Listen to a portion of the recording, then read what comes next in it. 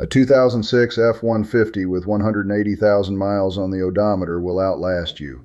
It will outlast your marriage, your mortgage, and whatever political drama is trending this week. And I mean that literally, not as some clickbait exaggeration. I have been turning wrenches on pickup trucks since 1981, and I am going to tell you exactly why the smartest truck owners in this country are walking past the shiny new models on the lot and heading to the classifieds instead. My name is Wade Tucker, and if you stick around for this one, you are going to understand something that most people in this industry do not want you to know. Let me start with a number: 400,000 miles. That is what a properly maintained 1997 through 2006 American pickup truck will give you. Easy.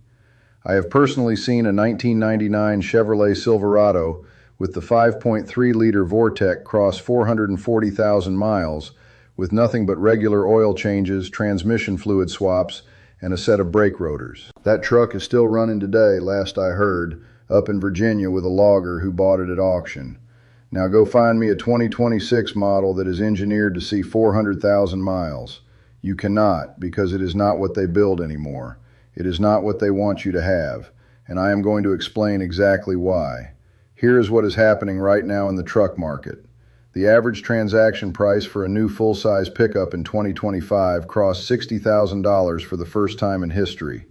$60,000 for a truck that, according to J.D. Power's own data, will be worth 30% of that value in 3 years. In 5 years, you are looking at a vehicle that a dealership will offer you $8,000 as a trade-in on a new one, regardless of condition, because the software update cycle alone is worth more than the metal it sits on to whoever holds the keys to the digital ecosystem. Meanwhile, you can walk onto a used lot today or message a private seller and find a 2004 through 2008 F-150, Silverado, or Ram for somewhere between $12,000 and $22,000, with enough life left in it to haul, tow, and serve as an actual truck for the next decade of your life without ever setting foot in a dealership service bay. Now, I know what the young guys in the comments are about to type. They're going to say something about warranty, about safety features, about backup cameras and lane departure warning and Apple CarPlay and all of that. And I want to address that because it deserves a real answer, not a dismissive one. Safety technology has gotten genuinely better in modern trucks, I will give you that. The crash structures in a 2026 F-150 are superior to a 2006 model in ways that could save your life in a serious accident. That is a fact. But here's the part that nobody is telling you when they are selling you that new truck. That technology comes with strings attached. Those strings are ownership, and the monthly bill is a lot longer than the sticker price. When you buy a 2026 truck, you are not just buying the truck. You are renting access to the software ecosystem that makes that truck function as designed. If you miss a software update, your truck may not start until you bring it to a dealer. I have seen this happen to people. I have had emails from viewers in Texas and Ohio who paid $150 for a software refresh that they did not need because their truck was 2 update cycles behind, and the system would not let them complete the update at home. One of them had a 2024 model, not even the newest generation. That is not a glitch, that is a business model. When a truck can be disabled or degraded remotely because of a missed appointment, you do not own that truck. You are a subscriber to it. And the subscription is contingent on your continued compliance with whoever controls the back end. Now let me talk about what I actually care about, which is the engineering. The trucks that were built between 1997 and 2008 represent a specific engineering era that we are never getting back. This is not nostalgia. This is metallurgy, design philosophy, and the reality of what it means to maintain a vehicle for 250,000 miles. In that era, Ford was still using iron block V8s in their F-Series. The 4.6-liter and 5.4-liter modular V8 engines in the early 2000s F-150s had their weaknesses, and I will be the first to tell you about the 3-valve camshaft phaser issues in the 2004 through 2008 models.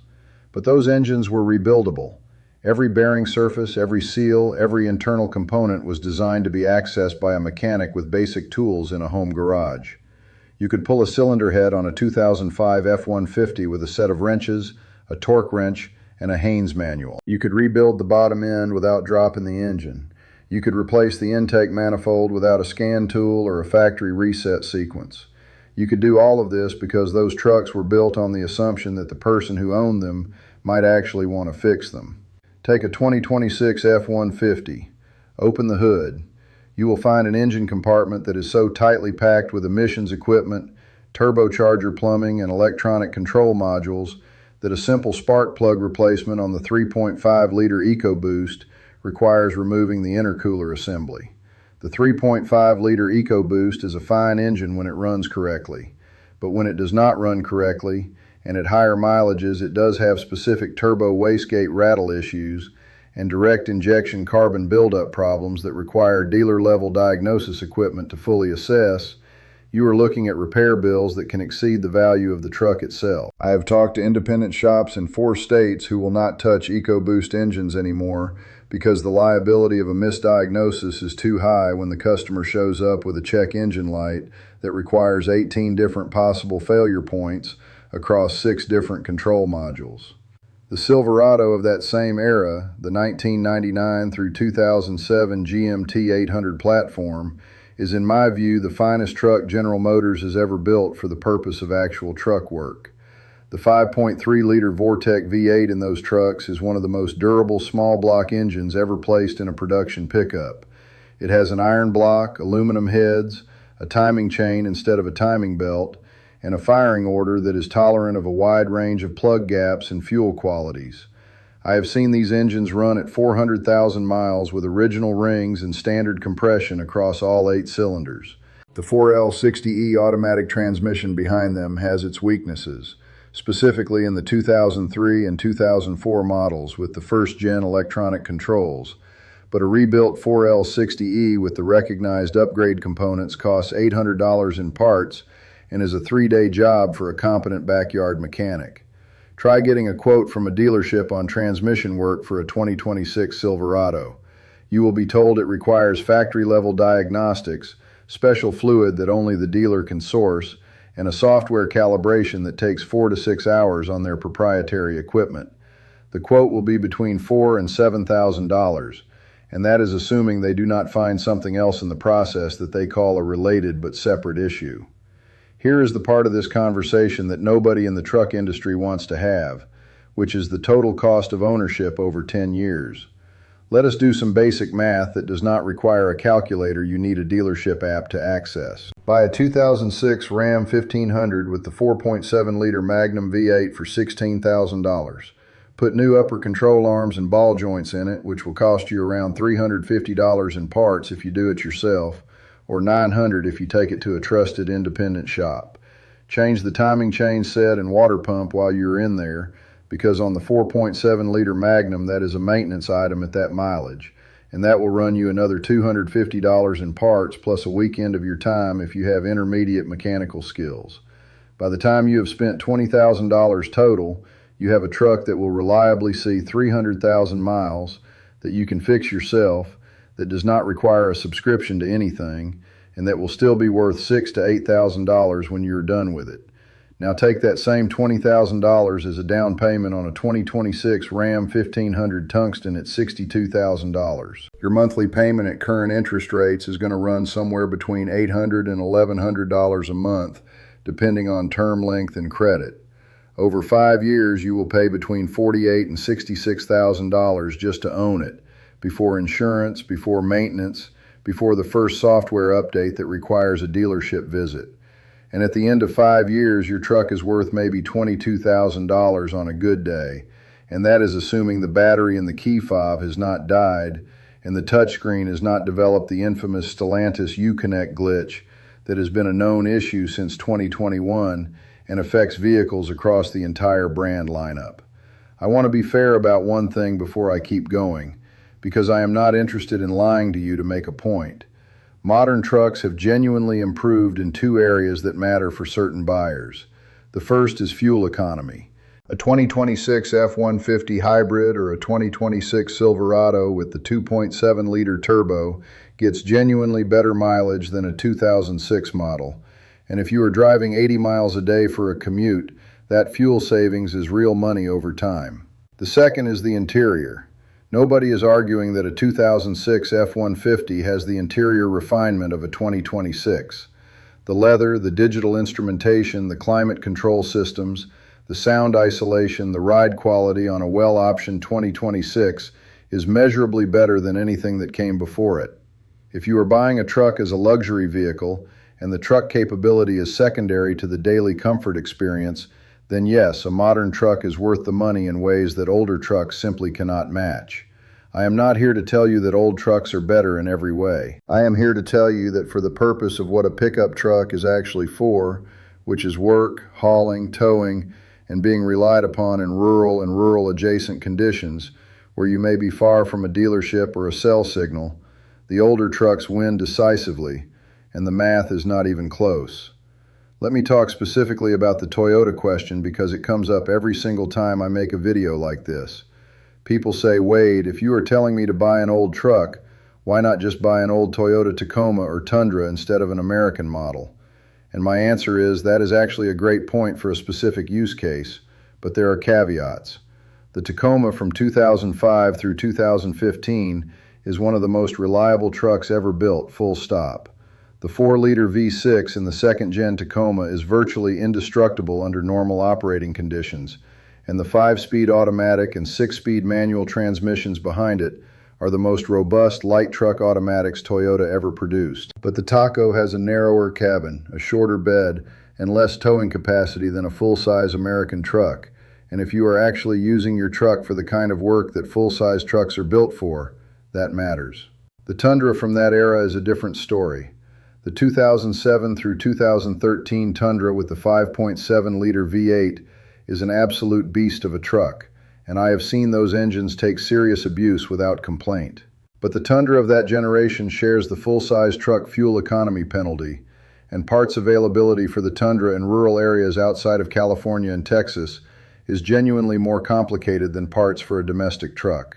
I am not telling you not to buy a Toyota. I am telling you to buy the right truck for your actual use case and to understand what you are trading off either way. The thing that really gets me about this whole conversation is the way that new truck buyers talk about depreciation as if it is just an abstract concept that only matters to financial nerds. Depreciation is not abstract. Depreciation is the difference between building equity in something that belongs to you and lighting money on fire every single month while a financial institution holds title to your vehicle.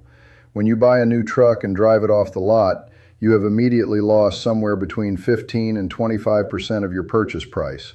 That is not a guess. That is based on current market data from automotive research firms that track auction values across every model year. On a $60,000 truck, that is between $9,000 and $15,000 that vanishes the moment you turn the key for the first time. Now think about what you could do with $9,000 to $15,000 that you did not have to earn because you did not throw it away on a depreciating asset. You could buy a really nice older truck and still have enough left over to rebuild the entire suspension, replace all the fluids, and put a set of new tires on it. You could do that and still have money left to take your family somewhere. That is not a hypothetical. That is what my viewers tell me they have done after watching this channel and deciding to skip the new truck payment. Now let me get into the maintenance reality, because this is where the new truck versus old truck comparison becomes most stark and most personal for me. I spent 22 years as a diesel mechanic, and in that time I saw thousands of trucks come through our shop with problems that had been misdiagnosed or overpriced by dealership service departments. I saw a 2012 F-150 come in with a ticking noise that the dealer quoted $3,200 to repair, telling the owner it needed a new engine. What it actually needed was a failed valve cover gasket that was allowing oil to seep onto the exhaust manifold and cause a ticking sound. The part cost $47.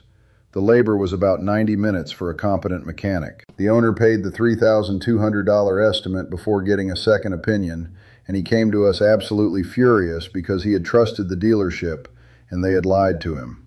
I have that story on repeat in different variations across probably 30 different trucks and trucks from every major manufacturer. This is not a Ford problem or a Chevy problem. This is a dealership business model problem, and it exists across every brand that sells trucks through franchise dealerships. Now here is the other side of that coin, which is that when you own a 2006 truck, you have access to a service and repair ecosystem that is deep, affordable, and does not require any subscription or dealer access.